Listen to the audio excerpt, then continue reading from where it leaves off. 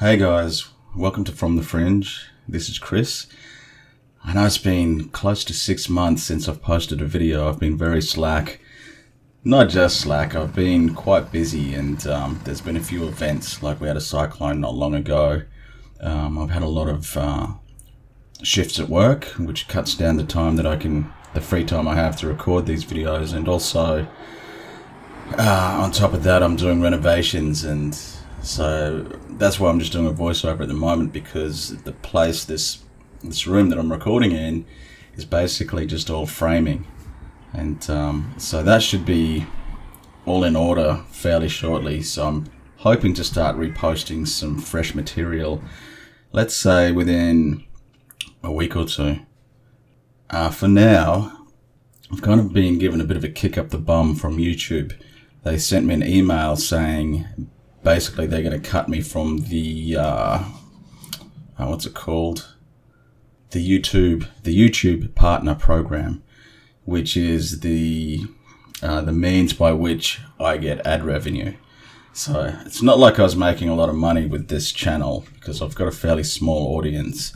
I probably make, when I was posting, fortnightly, I'd be lucky if I made, say, $20 per month Australian. So I'm not making a lot of money from it. But I don't want to lose that capacity, because if I do, then I have to go through the rigmarole of proving that I've met their criteria for the ads. So I've basically got 2 weeks to start posting videos again. So what I've done here is I've just got a collection of some of the older videos that I personally kind of like. They're interesting videos, and I'll just play them. I'll let you have a watch, and I'll make some comments about them as we go.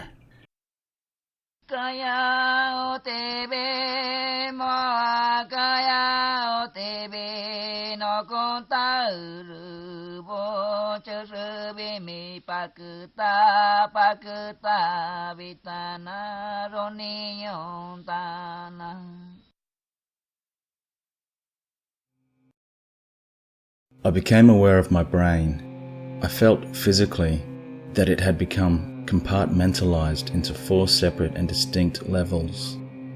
At the uppermost surface was the observer and commander, which was conscious of the condition of my body. It perceived, but purely as a spectator, the visions emanating from what seemed to be the nether portions of my brain. Immediately below the topmost layer, I felt a numbed layer, which seemed to be put out of commission by the drug. It just wasn't there. The next level down was the source of my visions. Now I was virtually certain I was going to die. As I tried to accept my fate, an even lower portion of my brain began to transmit more visions and information. I was told that this new material was being presented to me because I was dying, and therefore safe to receive these revelations. These were the secrets reserved for the dying and the dead, I was informed. I could only very dimly perceive the givers of these thoughts. Giant reptilian creatures reposing sluggishly at the lowermost depths of the back of my brain, where it met the top of the spinal column. I could only vaguely see them in what seemed to be gloomy, dark depths. They then projected a visual scene in front of me. First, they showed me the planet Earth as it was eons ago, before there was any life on it. I saw an ocean, a barren land, and a bright blue sky. Then black specks dropped from the sky by the hundreds and landed in front of me on the barren landscape. I could see now that the specks were actually large, shiny black creatures with stubby, pterodactyl-like wings and huge whale-like bodies. Their heads were not visible to me. They flopped down, utterly exhausted from their trip, resting for eons. They explained to me in a kind of thought language that they were fleeing from something out in space. They had come to the planet Earth to escape their enemy. The creatures then showed me how they had created life on the planet in order to hide within the multitudinous forms and thus disguise their presence. Before me, The magnificence of plant and animal creation and speciation, hundreds of millions of years of activity took place on a scale and with a vividness impossible to describe. I learned that the dragon-like creatures were thus inside all forms of life, including man. They were the true masters of humanity and the entire planet, they told me. We humans were but the receptacles and servants of these creatures. For this reason, they could speak to me from within myself. I suddenly felt my distinctive humanness, the contrast between my species and the ancient reptilian ancestors, who were beginning to feel increasingly alien and possibly evil. Each heartbeat was a major undertaking. I turned to human help. Michael then manages to communicate with his Kanibo Indian guides, who administer an antidote which brings him out of his trip. When he first wakes, he can remember everything about the experience except the secret that the reptilians told him. After some concerted effort, he does recall everything. A day or two later, he visits a Kanibo shaman.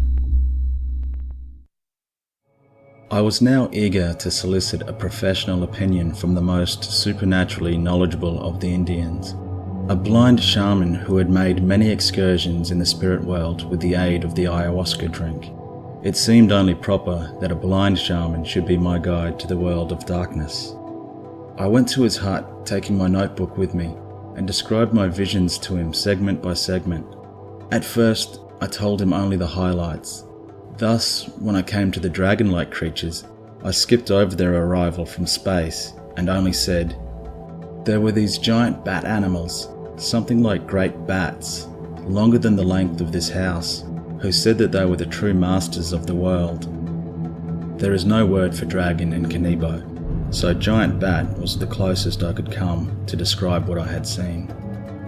The shaman stared up toward me with his sightless eyes and said with a grin, they're always saying that, but they are only masters of outer darkness, as he waved his hand casually toward the sky. I felt a chill along the lower part of my spine, for I had not yet told him that I had seen them in my trance coming from outer space. So I liked that video. It was one of the first ones I did, and I like it because it kind of dovetails in with the David Icke theory of reptilians, hidden reptilians controlling the human race, which personally I don't agree with, but at the time I found the idea interesting. I think this video is more about the darker side of the human ego. Excuse me.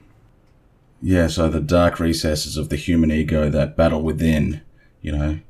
We've all got like a darker side to us, and it's, if you expose it and you can see it within yourself, you've got a better chance of doing the right thing and living a good life. Anyway, enough of that philosophical stuff. This next video is about a person who was ill and he summoned an angel to help heal him. This video too could be interpreted as a person who's accessing his own personal psyche to do the healing in the form of an angel. Or, of course, he could have genuinely summoned down some sort of supernatural entity which helped him out. I really like the way this story was written, just the sort of the artistic prose. I don't know if that's the right word, I'm just trying to sound intelligent, I guess, which we all know I am not. But anyway, I'll play the video and enjoy.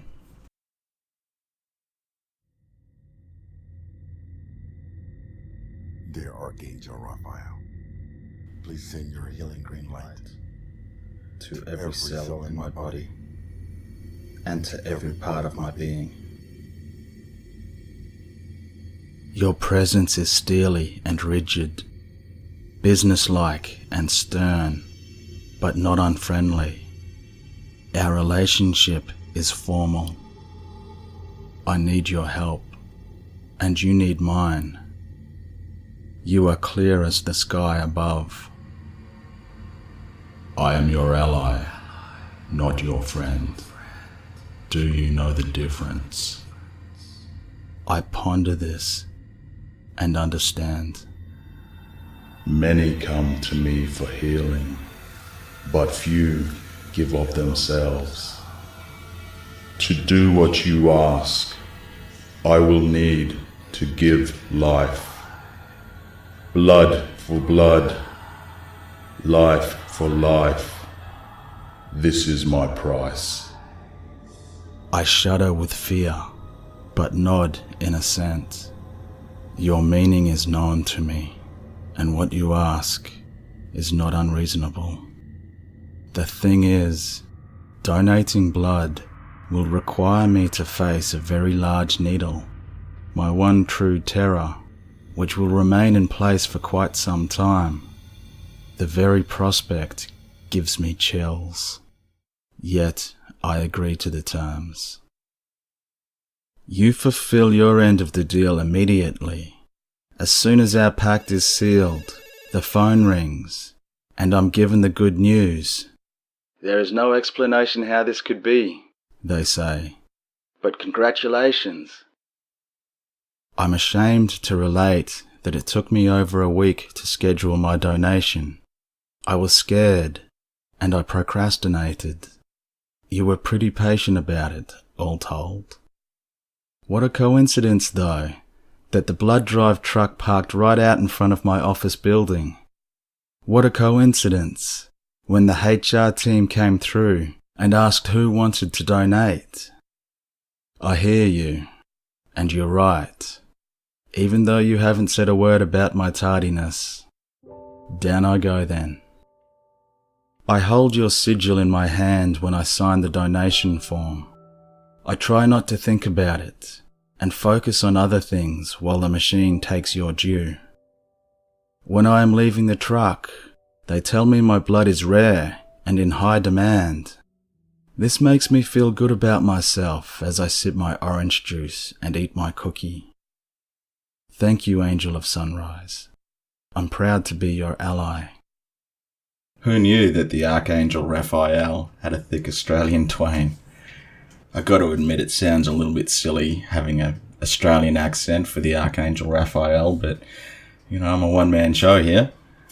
I guess the Hollywood diets made us all think of powerful supernatural entities as having the voice of James Earl Jones. The topic of the video, though, is pretty interesting. It's we're going back to pretty much mind over matter, manifestation. The relationship between mind and reality, consciousness and reality is a very, it's a deep topic, and it's got my full attention. I've been thinking about this for years, since I was a kid, what reality actually is and how it works, and I have no answers for you, but it's a topic that keeps me intrigued. And so I'm going to keep it very short here. I'm just going to put the 2 videos up for today. I might do it again in the next couple of days, and we'll see if I manage to hold on to my monetization. If I don't, that's fine. I'll still keep making videos. This is one of my hobbies that I enjoy doing, so I'm going to keep doing it regardless of whether the channel is monetized or not. So, I hope you all have a good week, and I'll see you later on. Hopefully I'll be posting again more often. See you all later.